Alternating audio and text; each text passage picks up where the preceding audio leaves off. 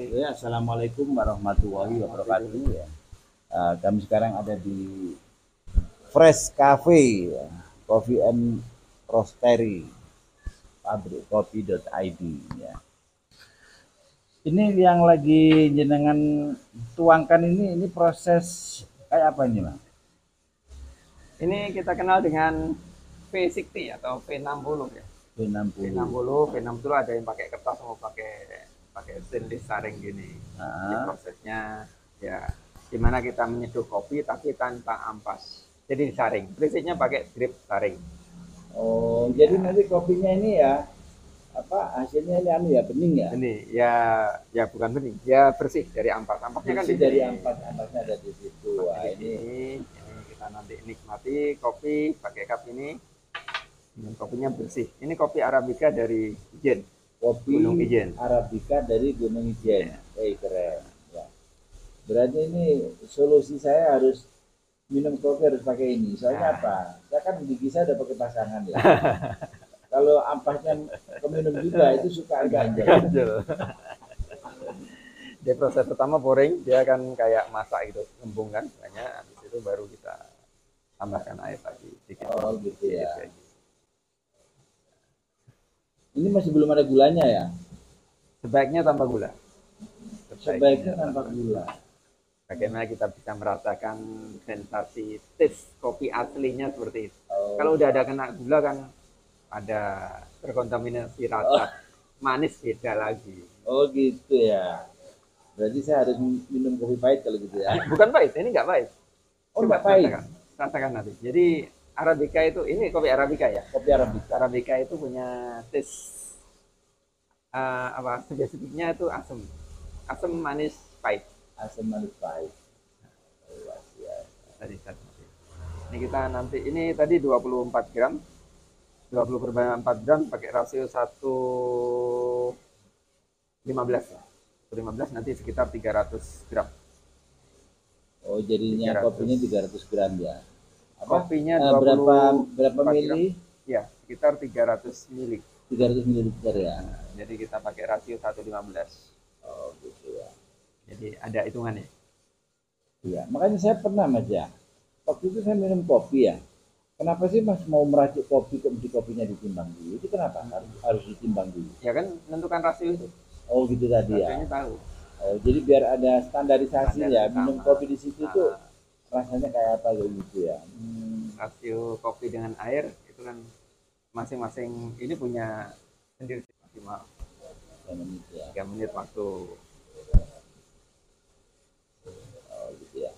Tapi kalau misalkan ini sudah ini ya, terus ini ampasnya dibuang ya, nggak bisa dipakai dua kali, nggak bisa. Ya kurang enak lah. Oh, kurang enak. Namanya juga ampas. Tidak ampas ya. 1, 2, 3. Alhamdulillah guys, ini saya kali ini disajikan bagaimana menikmati kopi ya, original ya, kopi Arabica dari Gunung Ijen. Gunung Ijen. Ya. 1, 2, 3.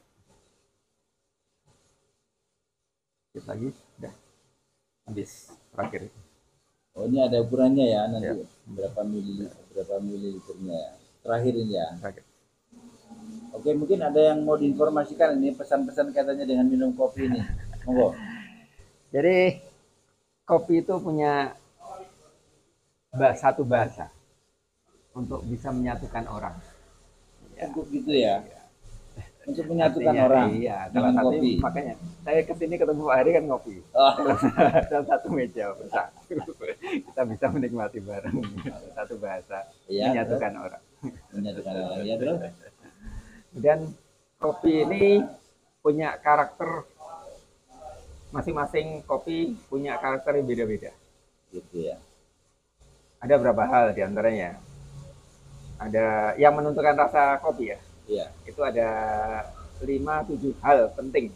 Yang pertama itu varietasnya. Varietas yang jelasnya dia Robusta Arabica atau Liberica Excelsa beda-beda semua. Gitu ya. Macam kopi kok lebih rosé apa akeh?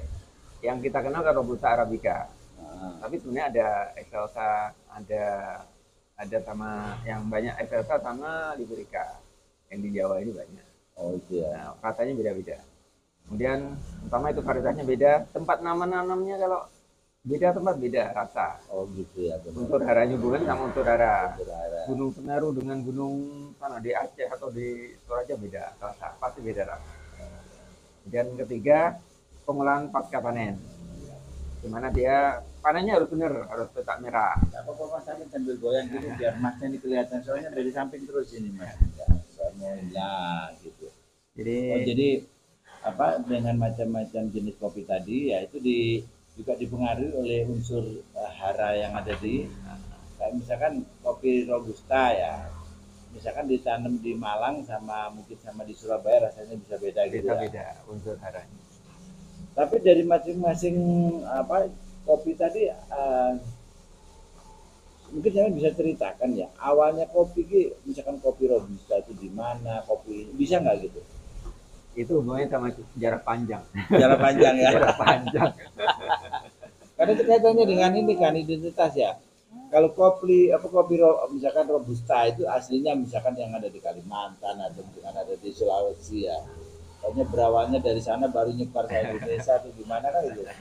Ya kalau kita terus sejarah ya sejarah kopi terutama dari Afrika dibawa ke Eropa ke kemudian ke Timur Tengah baru nyampe ke sini. Oh gitu ya. Prosesnya panjang. Ya. Sejak zaman ulama dulu kopi itu jadi sahabat mereka kalau berilmi apa ngaji kan ditemani kopi salah satunya. Gitu ya. Para ulama seperti itu.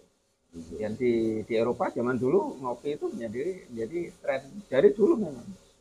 Oh gitu ya. Dan kopi dari sana tentunya bukan dari Eropa, dari Afrika, dari Asia atau dari Amerika Latin, dari Brasil. Itu salah satu Indonesia yang cocok karena posisi di tropis. Oh gitu ya. Ini saya nyambung yang tadi. Apa yang mempengaruhi cita rasa kopi?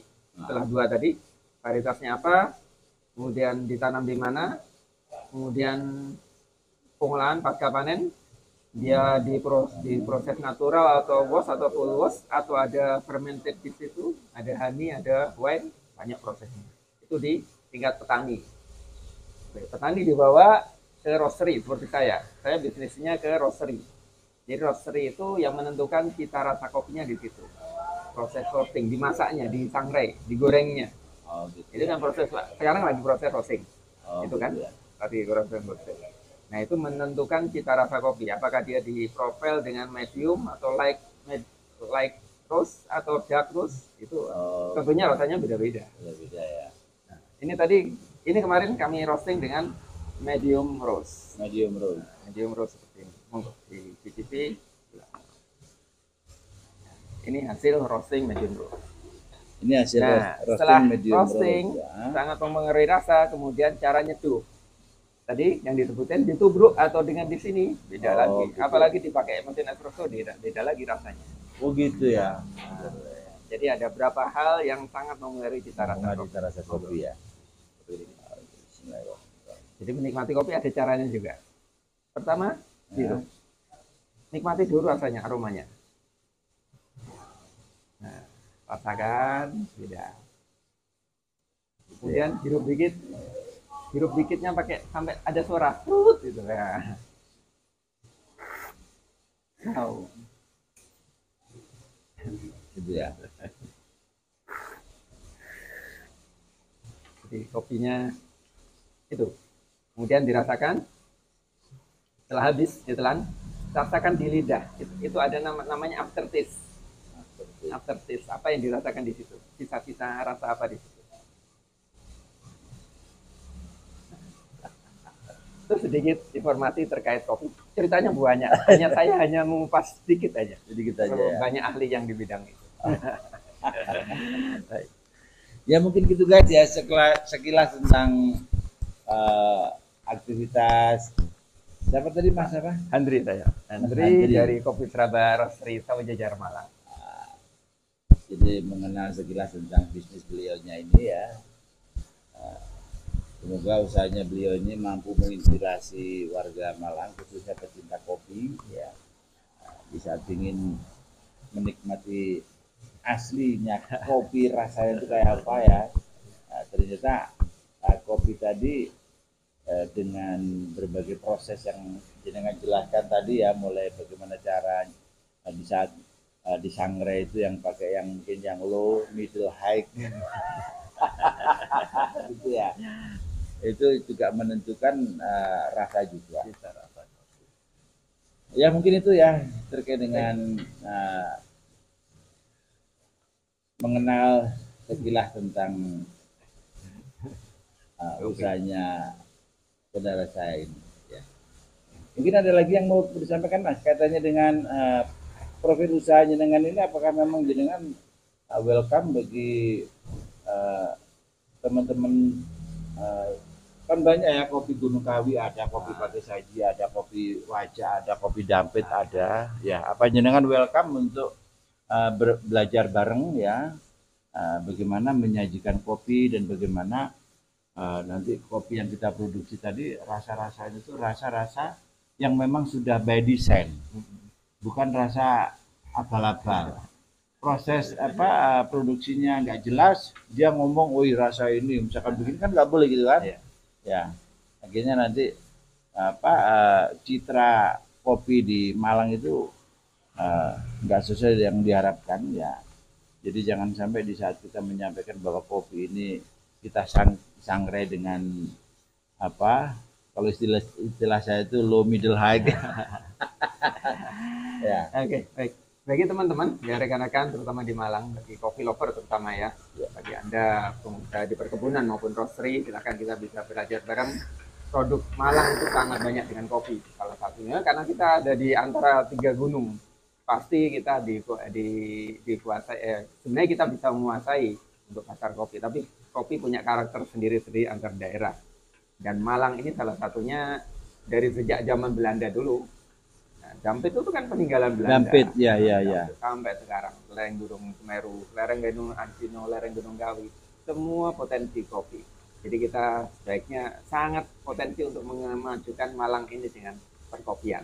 Kita belajar bareng di sini. Kami menyediakan roastery, kita bisa cupping bareng, kita tes kualitas kopi kita dari Malang, dari berbagai daerah. Bisa kita pasarkan ke luar. Terima kasih Kopi Traba Roastery, happy roasting. Oke. Ya mungkin itu ya, akhir kata wassalamualaikum warahmatullahi wabarakatuh. Waalaikumsalam.